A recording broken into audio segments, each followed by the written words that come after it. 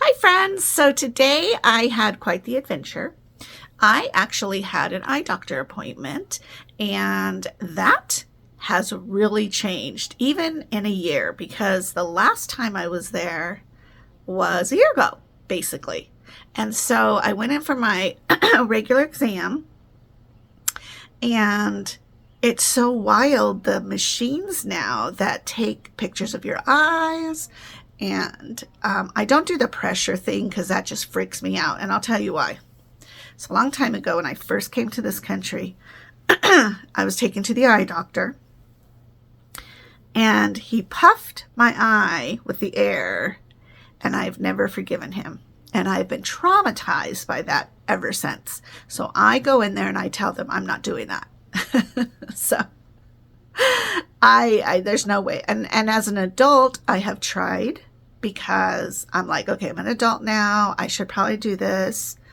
It's for my health. Oh my God. I start to cry. I start to get anxiety. My eye is just blurred. It's like this hot mess that happens. And so now I'm just like, forget it. Like, there's a test that they were doing where they would touch your eye. And I'm like, touch my eye. I don't care. Take it out and then put it back in. I'm not getting air blown in my eye. So, nonetheless, I don't do that test. But the rest of them are all updated. And it's so wild. So the girl in the reception area actually takes you back into the room. And this is with Nationwide here in Tucson. And she pulls up on a tablet, the doctor, and they're talking to me, and they're like measuring my eyes, and they're looking through this, the machine. The machine still kind of looks the same, where they flip it from like, is it option 1 or is it option 2 that, it's more clear.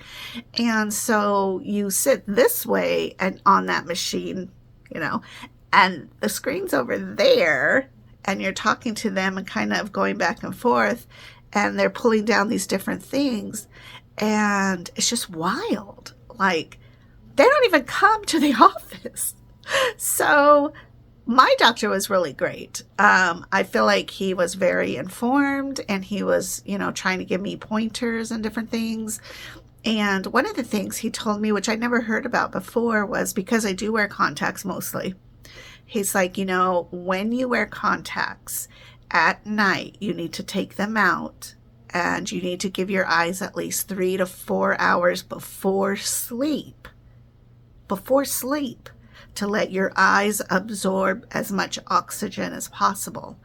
Because when you're sleeping, you close your eyes, and they don't get the oxygen that they probably need for health.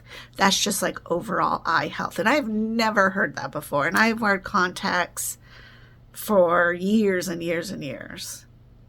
It's crazy. He also said that if I'm consistently wearing contacts, it's a good idea to wear my glasses like every other day, or at least twice a week, to give my eyes again that time to get that oxygen going.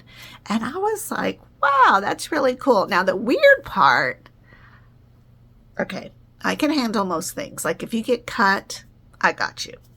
If your bone's sticking out of your body, I got you. If it's an emergency situation, I got you. If there's pus or infection or throw up or snot, I don't got you. If there's a cockroach of any sort, I definitely do not have you, and you won't even see me because I will be gone. But the eyeball is another thing that I don't want to see. Nonetheless, at these appointments, they show you the inside of your eye and your brain. Like, it's wild. So I kind of looked, and I did it because I was like, don't throw up. Don't throw up. I don't know why I have this gag reflex with those kind of things, but I just do. But again, if you are bleeding out, I got you. So take me for what I'm worth, okay? Anyways, so I got to see the inside of my eyeball. Apparently everything's fine. Apparently my prescription has barely changed, which I was a little bit like on edge about, because my biggest fear is that they're going to be like, girl, you blind, and you don't need to be wearing contacts anymore. And that would be devastating to me, because I don't want to be put in a box where I have to wear glasses always. But he did say that my right eye sees close up really well, and my left eye sees far away really well. So that causes all kinds of problems. Plus, I have major astigmatism, which are things that I know about being who I am from a long time ago. Like, I know I have eye issues. And unfortunately, I gifted my eye issues to most of my children. But thankfully, these days, they can really measure your eyeballs and kind of like figure everything out. And it's really great. So my prescription, however, didn't really change, like I said, except that he's like, when you wear your contacts to read well so that you're not exhausting your eyes, you're probably going to need to have readers, which is fine because I actually wear them. And you guys have seen me in my videos with them on, which I didn't want to admit, but I do wear them. Because I definitely need to wear them when I do my diamond art. Crocheting, not so much, but diamond art, faux show, because I'm like staring at those little dots like, what the heck are these? So anyways, that was my adventure today. I was glad I got it taken care of. I'm glad that insurance, again, another shout out to United Health, because they actually covered my contact exam, which in the past, my healthcare insurance, whatever, would not cover it. And I would have to pay out of pocket the difference. And they also have a contact allowance that allowed me to get at least 6 months supply, which my contacts end up being expensive. Like the left eye is like $60. The right eye is like, let's just take your other kidney out. So, yeah, that's my eye situation. But I started thinking, I think Donnie has been to the eye doctor in a long time, and I really think that he needs to go in there too. So I'm probably going to be making a couple of contact appointments, or at least eye appointments, because also my son probably needs one too, and I'm going to see if he will go in and get one, because he's more introverted. He doesn't like people like way close into the face, which is what most people do. Even I kind of felt a little like weird. Everybody does. It's that hidden thing about eye doctors or maybe dentists. Like, you don't want them to have bad breath. You don't want to have bad breath. They're so close to your face. It's weird. But now it's like they're not even in the room. It's just the machine. It's just your assistant person who's helping in case something goes down. And it's super easy and comfortable. So I think I'll be doing that. But yeah, it was just a great experience overall. So for the rest of the day, I am trying to get my dishes done. I feel energetic today, so I'm writing that down on my calendar, because another thing that I've started to do is kind of track my hormones. I know, it's a whole nother thing. I'm always tracking something. But I feel like eating correctly, drinking correctly, and watching where my hormones are is going to be a big factor in figuring out how to get rid of the excess weight. So again, I do watch Dr. Jason Fung, who's very much into intermittent fasting. And I also have been really watching Dr. Mindy Perez, because she wrote a book called Eat Like a Girl. I think it's called Eat Like a Girl.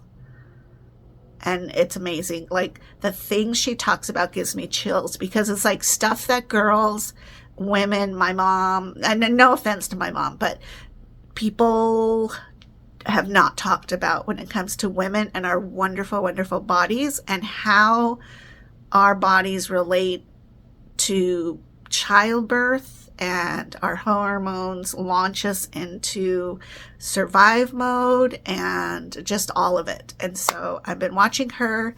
But one of the things I started to do was write down on my calendar, do I feel energetic today? Do I feel tired? Do I need an extra long nap? Am I just drained? Because then I can start to see the pattern of where perhaps my hormones are at. And then from that point, I can figure out how to eat better, how to sleep better, how to work out. Because when you are in, sorry men, but you need to know this for your wives and your ladies and your daughters. When we have a menstrual cycle, we're not supposed to fast. And you're supposed to do very gentle workouts, which is a whole nother blind, man, I never knew this. I was never taught this. I was more like, go to the gym, work out, work out, work out. And it's like, you know what? Our bodies don't need that. Our bodies need to be at some point during the month, like coddled and refreshed. So anyways, that's a new thing that I'm on to, my new adventure. Hopefully it wasn't too chaotic trying to explain it. But today, again, I do feel energetic. A couple days ago, I did not feel energetic. And so I'm really going to start watching where this goes and kind of see how I can help myself when I'm feeling this kind of energy. It's like, okay, then I need to get in a workout. When I'm feeling low energy and just exhausted, then I know, you know what, today is a day of like stretch or yoga or just a walk. And I don't have to punish myself thinking, well, I didn't get to the gym again, So anyways, it's all those little things I think too that help us to stay in a positive, proactive movement. If you are on dialysis, I just encourage you to continue to walk.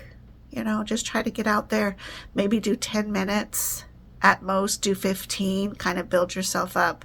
The weather's getting good for most of us. It's pretty hot today. It's going to be like 90. So anyways, have a great day, drink your water, and I will talk to you soon. Bye-bye.